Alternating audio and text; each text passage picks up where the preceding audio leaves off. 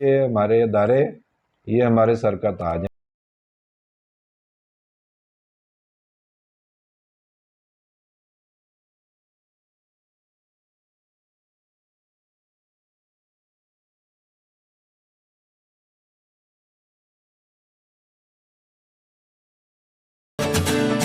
جی بسم اللہ الرحمن الرحیم۔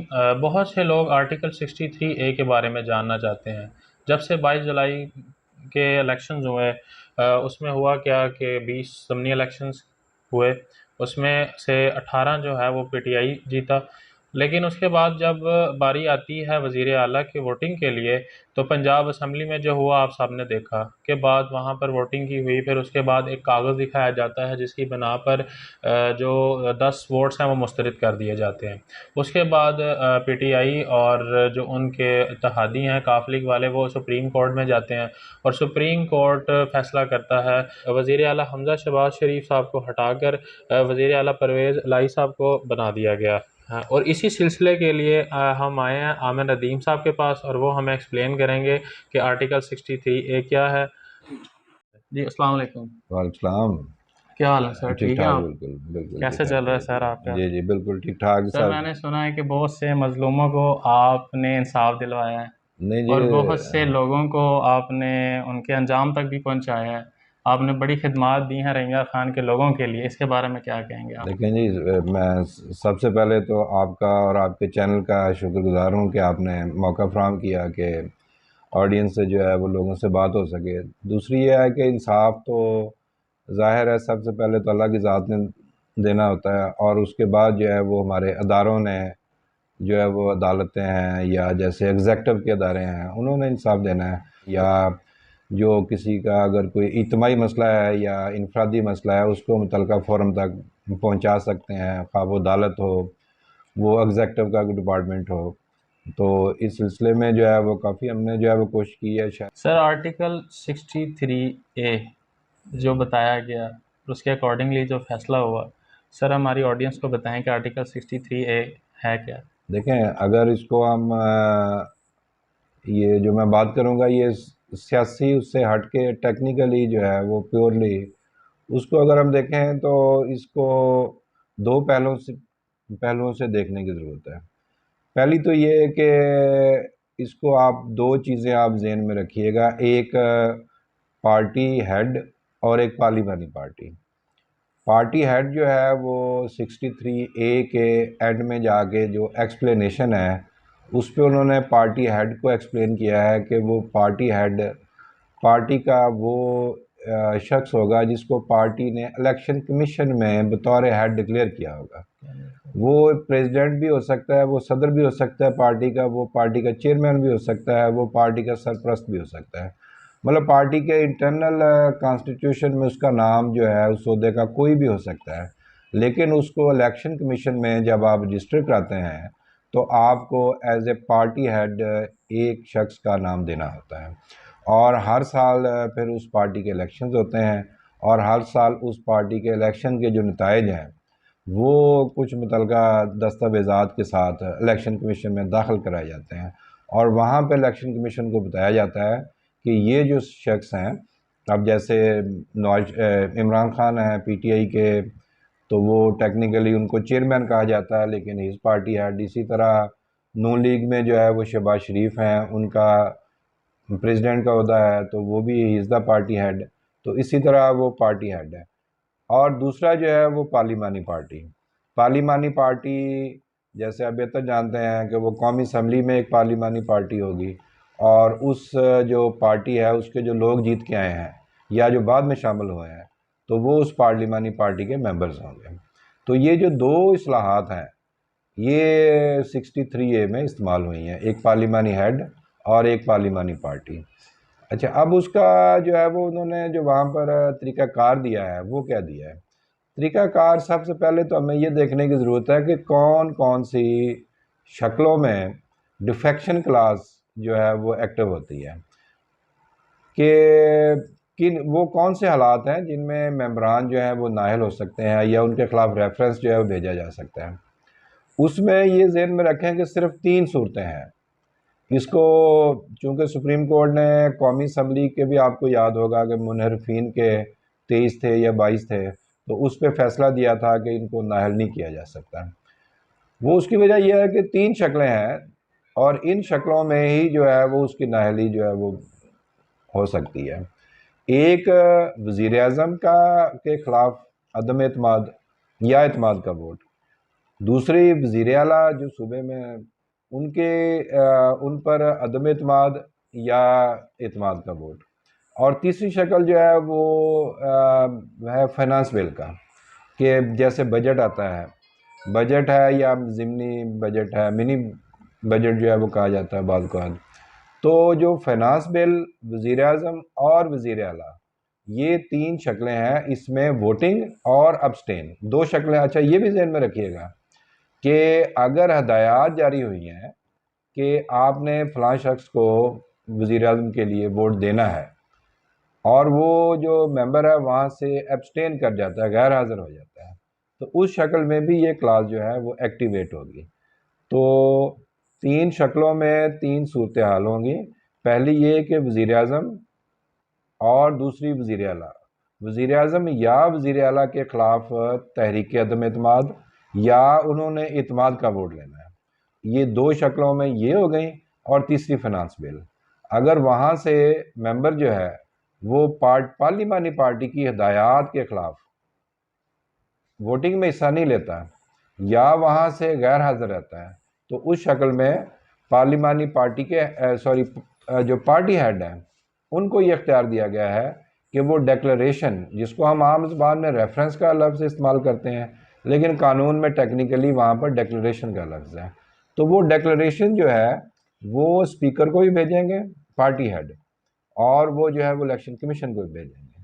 لیکن اس سے پہلے ایک صورتحال ڈیولپ ہوتی ہے، اور وہ یہ ہے کہ قانون میں 63A میں انہوں نے یہ کہا ہے کہ جو پارلیمانی پارٹی کا لفظ استعمال کیا ہے، کہ پارلیمانی پارٹی ڈائریکشن دے گی، وہاں ڈائریکشن کا لفظ ہے، یا آپ اس کو کہہ سکتے ہیں فیصلہ کرے گی، پارلیمانی پارٹی فیصلہ کرے گی۔ اور آپ کو مزے کی بات بتاؤں کہ قانون میں پارلیمانی پارٹی لیڈر کا بھی لفظ نہیں ہے، انہوں نے پارلیمانی پارٹی کا، اور اس پہ سپریم کورٹ نے 2017 یا 18 میں جو تھا، وہ 17 میں ایک فیصلہ کیا تھا، اس میں انہوں نے کہا تھا کہ اگر 50% سے زائد جو ہیں وہ ممبران پارلیمانی پارٹی کے ایک طرف چلے جاتے ہیں تو وہ فیصلہ پریویل کرے گا۔ اور اسی لیے جو لیجسلیچر جو تھے قانون بنانے والے، ان کے ذہن میں یہ بات تھی کہ پارلیمانی پارٹی لیڈر کا لفظ نہیں استعمال کیا، اور انہوں نے پارلیمانی پارٹی کا لفظ استعمال کیا۔ تو صورتحال کیا بنے گی کہ پارلیمانی پارٹی ڈائریکشن دے گی اپنے ممبران کو کہ وزیر اعظم کے معاملے میں یا وزیر اعلیٰ کے معاملے میں اعتماد یا عدم اعتماد کی ووٹنگ ہو رہی ہے، اور آپ نے جو ہے وہ فلاں شخص کو یا فلاں امیدوار کو ووٹ دینا ہے۔ سر میرا ایک مین کوشچن ہے جو لازمی ہے، کہ ایک آزاد امیدوار کھڑا ہوتا ہے، وہ شاہ محمود قریشی جیسے پاوے کو ہرا دیتا ہے، اور وہ پنجاب اسمبلی میں آ جاتا ہے، لیکن جب ضمنی انتخابات ہوتے ہیں اور اس کا بیٹا لڑتا ہے زین قریشی صاحب، اور یہاں سے جو پہلے آزاد امیدوار لڑا تھا وہ ایک پاکستان کی مشہور ترین پارٹی کی طرف سے وہ الیکشن لڑتا ہے، یعنی کہ نون لیگ کی طرف سے، لیکن وہ ہار جاتا ہے۔ اس کی آپ کیا وجہ کیا سمجھ سکتے ہیں؟ دیکھیے، میرے سوشل میڈیا کے انڈیکیٹرز ہوتے ہیں جو ہر گھنٹے بعد یا چند دنوں بعد تبدیل ہوتے ہیں، ٹرینڈز، اس کو آپ عام زبان میں ٹرینڈز کہہ لیں۔ اسی طرح پولیٹیکل ٹرینڈز ہوتے ہیں۔ اس کی وجہ جو تھی میرا خیال ہے کچھ اخلاقیات بھی تھی، کہ جب وہ آزاد لڑے تھے اس وقت کوئی ایسا ایشو نہیں تھا کہ ان پر کوئی دھبا نہیں تھا۔ طریقہ کار میں یہ سمجھتا ہوں کہ اگر ایک پارٹی نے کسی شخص کو جو ہے وہ مینڈیٹ دیا ہے، تو اس کو چاہیے کہ وہ اگر وہ پارٹی سے اختلاف کرتا ہے تو قانون میں اس کا طریقہ، آئین میں اس کا طریقہ ہے، وہ استعفیٰ دے کے دوبارہ عوام میں آئے، اور دوبارہ عوام میں آنے کے بعد جو ہے وہ پھر بتایا کہ جی میں فلاں پارٹی کی طرف سے منتخب ہوا تھا، لیکن اس پارٹی میں یہ میں نے خامیاں دیکھی ہیں، یہ ان کے لیپسز تھے، اور لہٰذا جو ہے وہ پارٹی چھوڑ دی ہے، میں نے استعفیٰ دے دیا ہے، میں نے اس پارٹی سے بھی استعفیٰ دے دیا ہے، اور میں نے اسمبلی سے بھی استعفیٰ دے دیا، خواہ وہ قومی اسمبلی ہو یا صوبائی۔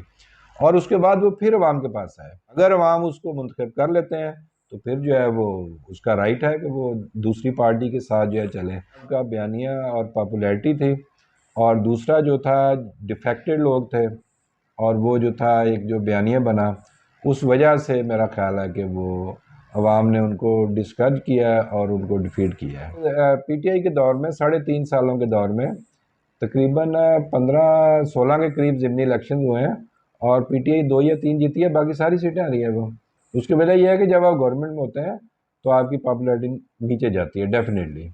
سر پاکستان اگر آج تک بچا ہوا ہے تو اس کی سب سے بڑی وجہ پاکستان آرمی ہے. پاکستان آرمی کے جتنے بھی جوان ہیں وہ اپنے گھروں کو چھوڑ کر، اپنی فیملیز کو چھوڑ کر، اپنی پرسنل لائف کو چھوڑ کر ہمارے لیے سرو کرتے ہیں، ہمارے لیے اپنی جانیں پہ جو ہے وہ ہمارے لیے جو ہے گوا دیتے ہیں، شہید ہو جاتے ہیں ہمارے لیے. لیکن پھر بھی ہم ان کے خلاف الفاظ بولیں تو کیا یہ زیادتی نہیں؟ نہیں، بالکل آپ کی بات جو ہے وہ درست ہے. ہمیں پاک فوج ہو یا نیوی ہے ہمارا ادارہ، یا ایئر فورس ہے ہماری، بری فوج ہے، تو فوج میں سمجھتا ہوں کہ جس طرح سرحدوں پر یہ ہماری حفاظت کر رہے ہیں. آپ کبھی ڈیزرٹ پہ جائیں، ادھر ہمارے ساتھ ہی بارڈرز ہیں، تو وہاں پہ آپ کو 50 سیلسیس جو ٹیمپریچر پہ، یا سردیوں میں 0 کے قریب جو ہے، وہاں پہ آپ کو صحرا میں جو تھا وہ بنکرز جو ہیں وہ بنے ہوئے ہیں، اور وہاں پر بغیر بجلی کے تھوڑے سے وسائل کے ساتھ جو ہیں وہ وہاں پر ایک ڈیوٹیز دے رہے ہیں. اسی طرح آپ جو ہمارا افغانستان کا بارڈر ہے وہ آپ دیکھیں، وہ بھی بڑا سینسٹیو ہے، تو وہاں پہ دے رہے ہیں. پھر دہشت گردی کے خلاف جو کارروائیاں ہیں اس میں پاک فوج کا اداروں کا بڑا اہم رول ہے، تو ہمیں اس کو اپریشیٹ کرنا چاہیے.